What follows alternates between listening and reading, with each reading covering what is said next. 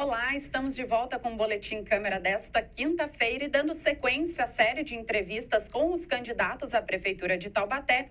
Hoje é a vez de entrevistar o candidato Coronel Paulo Ribeiro, do PT.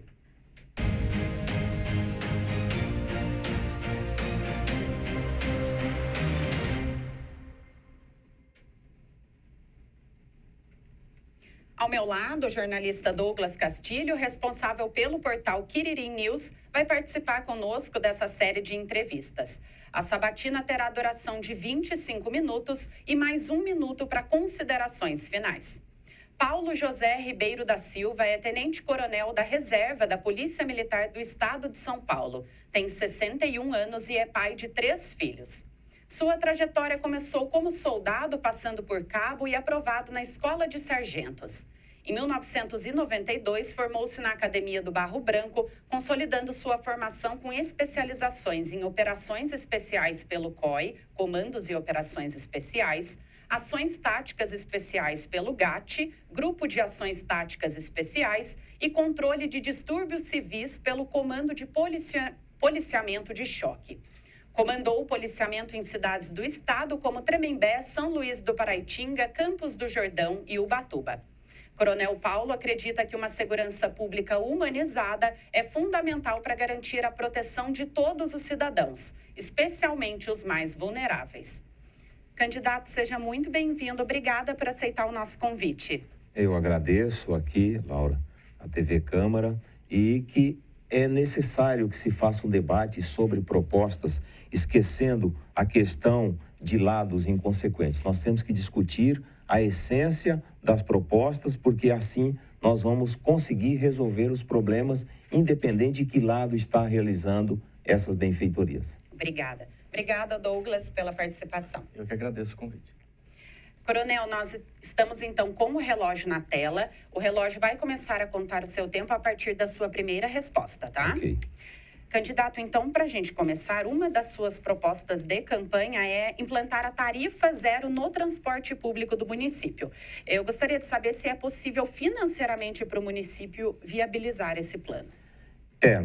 Nós temos que ousar, e essa ousadia vai nos avançar no desenvolvimento da cidade. Não é uma iniciativa inovadora, nós já temos mais de 100 municípios no Brasil que praticam a tarifa zero. Só em São Paulo já temos quase 30. E por que em Taubaté é possível? Porque a tarifa é composta de algumas peças. A primeira delas é o cidadão que paga, hoje paga R$ 4,70. A segunda é o subsídio que a prefeitura repassa.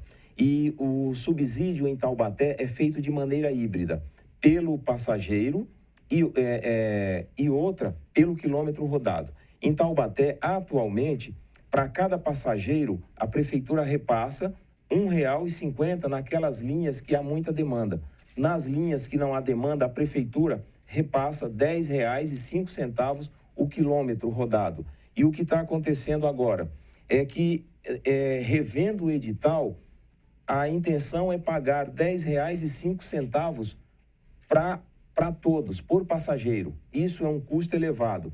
E se a prefeitura já está entrando com esse valor e com a reforma tributária que define que as empresas ligadas a transporte pagarão menos 50% de impostos, então nós vamos ver que as empresas vão deixar de pagar imposto, a prefeitura vai continuar pagando e assim já não é mais necessário que a população pague por um serviço público que, por ser público, tem que ser gratuito, como é a saúde e como é o ensino. É possível, não necessariamente que no dia 2 de janeiro de 2025 nós vamos zerar a tarifa para todo mundo. Será de forma sistemática, começando com os alunos, com os idosos e nos finais de semana, como São Paulo já faz aos finais de semana. Então é uma ação que vai ser feita para beneficiar a população. As empresas de prestação de serviço não vão ter prejuízo, porque elas vão continuar tendo seus rendimentos.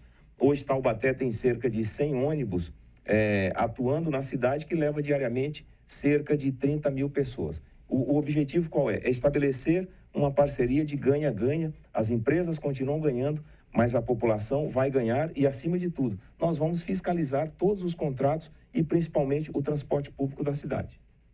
Douglas, por favor. Candidato, falando um pouco da parte de segurança, né? Com dados da Secretaria de Segurança Pública, no primeiro semestre desse ano, Taubaté chegou a ocupar o posto de cidade com um dos maiores índices de homicídio. Eu queria saber de que forma a municipalidade pode ajudar o Estado para combater a criminalidade na cidade. A primeira forma de resolver esse problema é aprender a interpretar texto. Artigo 144 da Constituição, então aqui eu quero falar para o administrador municipal, que foi ou que vem a ser, que ele diz o seguinte: segurança pública é dever do Estado. E aí elenca os órgãos que são da segurança pública. E ali nós temos órgão da União, do Estado propriamente dito e do município. Então a segurança pública é dever do Estado como pessoa jurídica, que é a União, que é o Estado propriamente dito, e o município. Como a polícia ostensiva é do Estado, mas a prefeitura tem o papel da zeladoria, conforme o parágrafo 8º do artigo 144. E a Guarda Municipal tem que agir dessa forma, ocupando os espaços. E a prefeitura, por meio da zeladoria, vai trabalhar com os fatores de prevenção primária da violência, que é iluminação, que é pavimentação, que produzam a fluidez dos veículos e que também evite a ação de delinquentes em ambientes escuros. Se alguém passar hoje à noite, 10 horas da noite, saindo da faculdade ali na Charles Schneider para ir para a rodoviária, vai passar embaixo daquele viaduto escuro. Aquilo é um risco. É aí que a zeladoria entra. Se você for atravessar o viaduto da Vila das Graças à noite, pela via férrea, é o mesmo problema. Nós precisamos ocupar espaço. E o município é que detém o território e é ele que tem que ocupar com essas ações, a exemplo do que nós vemos hoje no centro da cidade. Candidato, no seu plano de governo consta a circulação permanente de viaturas, motocicletas, bicicletas, inclusive bicicletas elétricas, durante todo o tempo, inclusive também de madrugada. Além disso, o senhor prevê também o aumento de efetivo da Guarda Municipal em 300 profissionais.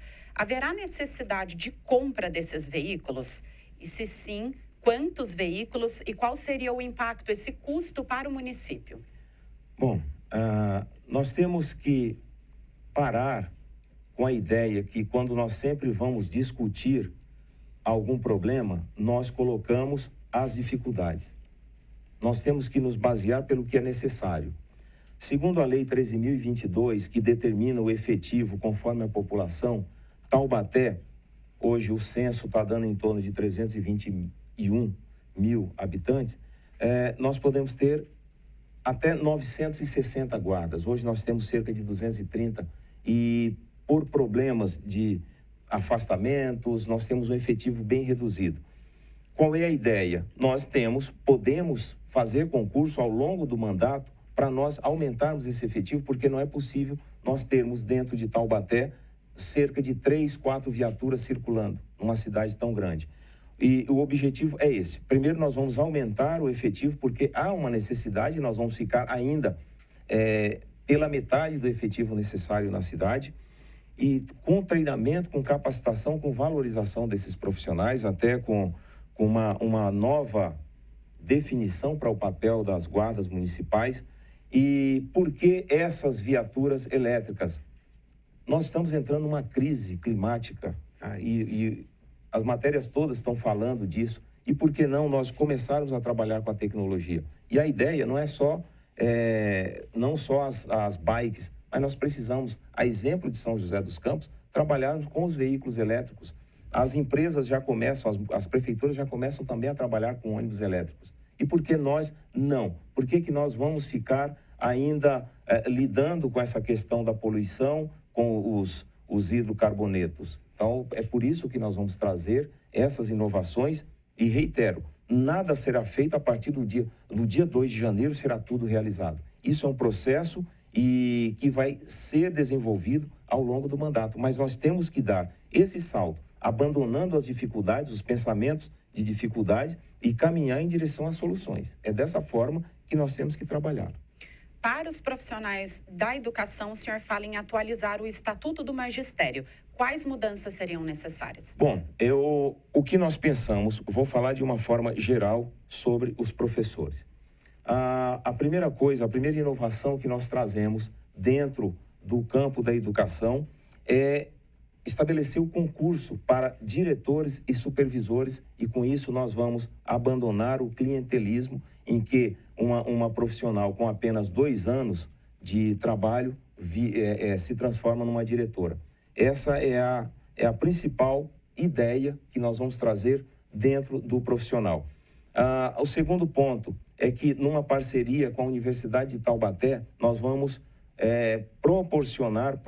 propiciar a esses profissionais uma formação, uma especialização, o mestrado, o doutorado ou uma pós-graduação para que o profissional permaneça satisfeito no seu trabalho. Essa é uma outra situação. Uma outra coisa que nós devemos fazer com os profissionais. Mais da metade dos nossos trabalhadores da educação enfrentam problemas psicoemocionais e nós vamos trabalhar essa saúde, a saúde integral do profissional por meio de psicólogos. Nós precisamos do amparo psicológico desses trabalhadores e também dos alunos. São medidas fundamentais. Todas as mudanças que nós vamos fazer dentro da educação são visando a qualidade de vida no amplo espectro dos profissionais da educação. O senhor também fala em garantir o vale alimentação, vale refeição e vale transporte. Esses benefícios seriam somente para os profissionais da educação ou para todos os servidores em geral? Não, nós temos que garantir para todos cerca de quase 8 mil funcionários, de trabalhadores municipais, porque nós temos que pensar no funcionário público como aquele que sai prefeito, entra prefeito e eles continuam conduzindo a máquina administrativa. Então, todos os funcionários serão beneficiados, serão atingidos por esses benefícios, e uma das coisas que nós temos que fazer é ouvir o funcionário quando nós formos discutir direitos desses funcionários. Será por meio de uma comissão representativa por eles que nós vamos discutir o plano de carreira. E tem mais uma coisa, nós ficamos muito tristes quando o funcionário chega o dia de tirar as férias, a administração avisa que ele não vai tirar férias porque não tem recurso para pagar o afastamento ou porque não tem alguém para colocar no seu lugar. Dessa forma, nós vamos criar o plano anual de férias, que é feito no ano anterior, tem força de decreto e o seu afastamento será cumprido, porque a sua família já está pensando dessa forma, e isso vale também para a licença-prêmio. Candidato, todos esses investimentos caracterizam ali gasto com funcionalismo. O senhor já fez o levantamento de qual será o impacto para a folha de pagamento, considerando que há um limite imposto pela Lei de Responsabilidade Fiscal? Exatamente. A Lei de Responsabilidade Fiscal determina um gasto de 60%, sendo que 6% vai para o Poder Legislativo e para o Tribunal de Contas do município quando houver. Hoje, a Prefeitura tem a possibilidade de gastar 54% e hoje nós temos cerca de 45%. Tudo é possível fazer conforme a análise disso. Nós temos que pensar, tudo que está sendo feito é em cima da arrecadação que nós temos. A arrecadação está caindo, nós estamos perdendo receita. E como eu falei, isso não será no dia 2 de janeiro que nós vamos definir. Nós vamos fazer de forma responsável, sistematicamente. Enquanto isso, nós vamos atraindo novos recursos. Existem 2 formas de nós aumentarmos a arrecadação. Ou aumentando o imposto, que é a forma mais fácil que os administradores irresponsáveis fazem, penalizando a população, e a outra é atraindo investimentos, aumentando a captação de recursos. E, em cima disso, repassando para o serviço público, reinvestindo, porque longe da administração do município ser uma empresa que visa o lucro, a administração tem que visar o reinvestimento para a melhoria do serviço público e principalmente dos trabalhadores. Isso tudo é pensado de forma responsável e nós precisamos aumentar a arrecadação, atraindo investimentos para redistribuir esses investimentos. Douglas, por favor. Candidato, falando de mobilidade urbana, considerando os desafios crescentes de congestionamento e poluição nas áreas urbanas, quais são suas propostas específicas para melhorar a mobilidade urbana na nossa cidade e também fazer essa integração entre ônibus, bicicletas e o transporte público para criar um sistema mais eficiente e sustentável? Tá. Então, talvez as pessoas não saibam. Mas dados curiosos, Taubaté tem cerca de 135 mil domicílios e perto de 250 mil veículos. Dá em torno de 2 veículos para cada domicílio. E basta andar pelo centro da cidade a partir das 17 horas e que nós vamos ver o desespero que está, principalmente por algumas mudanças no trânsito que foram feitas. Nós temos que pensar, inevitavelmente, numa circulação fora do eixo central da cidade por meio de um anel viário e cobrar a responsabilidade da CCR Nova Dutra para que saiam, para que façam as nossas marginais. Se você está na parte alta da cidade e precisa vir para o centro da cidade às 17 horas, você tem 3 opções. Ou você vai pela rodoviária nova, ou você vai pelo viaduto do Alto São Pedro, ou você vai pelo túnel da Desembargador quando ele não estiver alagado. O que nós temos que fazer?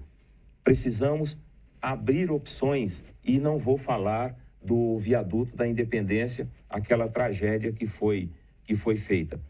O que nós vamos precisar é entrar numa parceria com a CCR Nova Dutra para que ela melhore esses acessos, amplie as passagens e defina algumas outras coisas dentro do município mesmo. E nós temos uma ideia inovadora para o município de Taubaté, que é a criação da faixa azul nos principais corredores, em que nós vamos, a exemplo de São Paulo, pegar um pequeno trecho da pista de rolamento para fazer uma faixa exclusiva para as motocicletas. São coisas simples, mas que vão funcionar muito.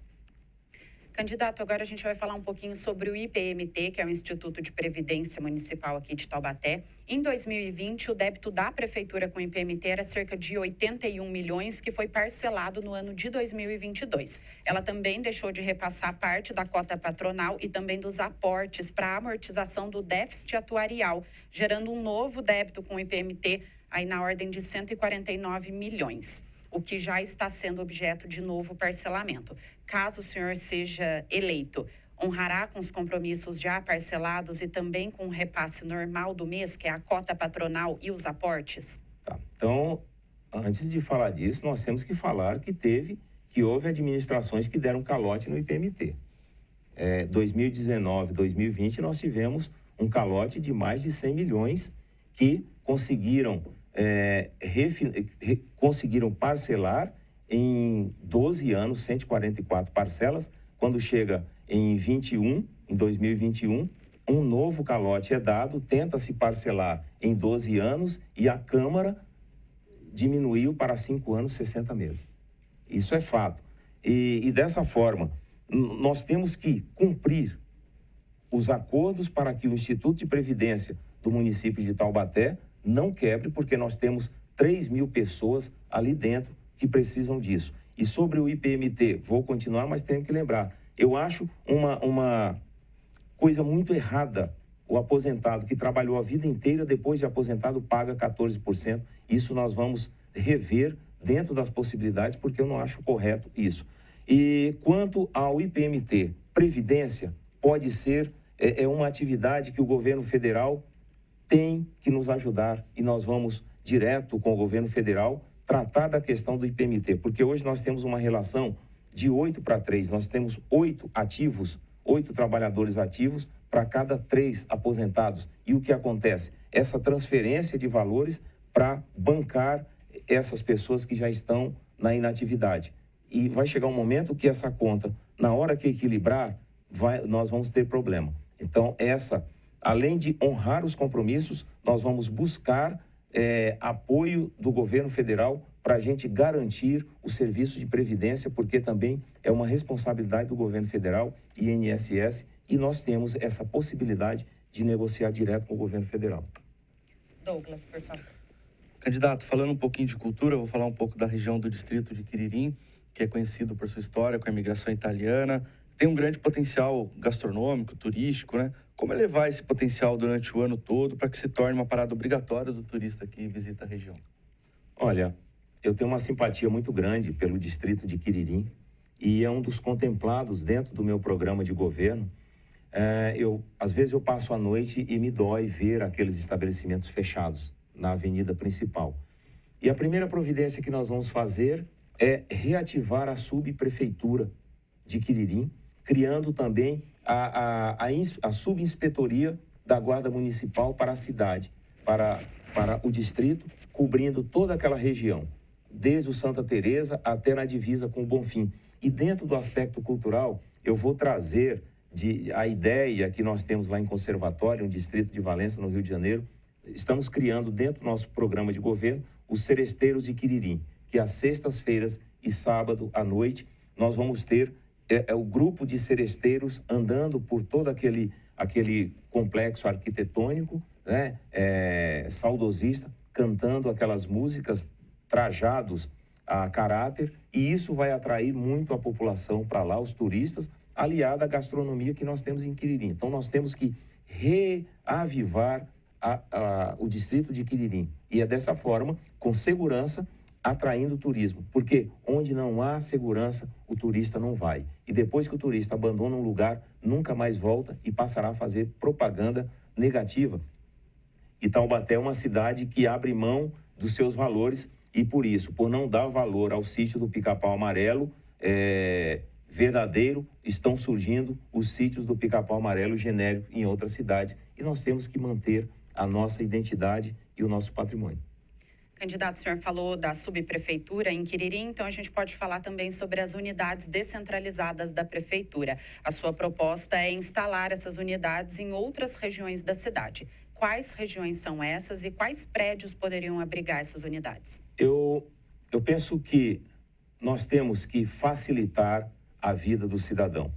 A ideia é que nós temos que esquadrinhar a cidade, além do centro, em 4 partes, e nesses 4 setores, nós levarmos serviços públicos.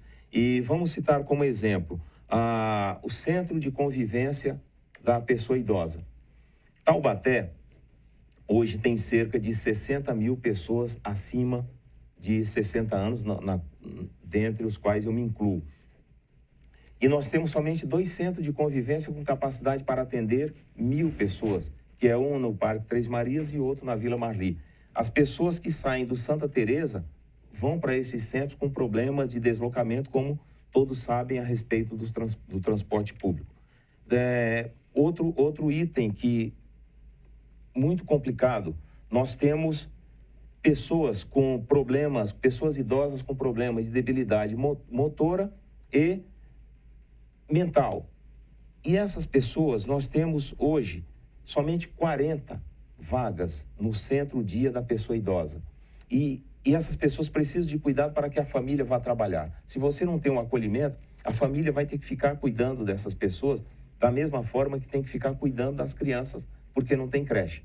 Então, nós temos que fazer o quê? Nós temos que espalhar esses serviços nos 4 cantos da cidade para que essas pessoas não tenham que se deslocar. Hoje, por exemplo, nós temos um centro de coleta de exames que é no Três Marias, atendendo 8 bairros, e as pessoas, às vezes, pegam a requisição nos PAMOS dos seus bairros e têm que andar até 4 quilômetros com aquele material até fazer a entrega nesse posto de coleta no Três Marias, por exemplo.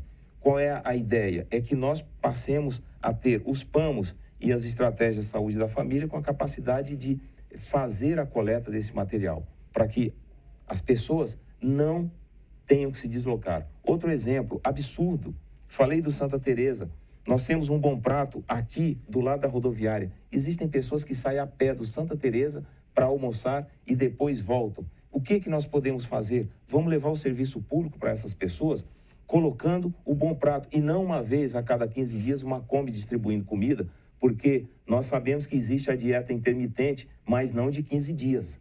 Então, todo dia, nós temos que alimentar essas pessoas o mais próximo possível do seu bairro. São esses serviços básicos que nós temos que levar.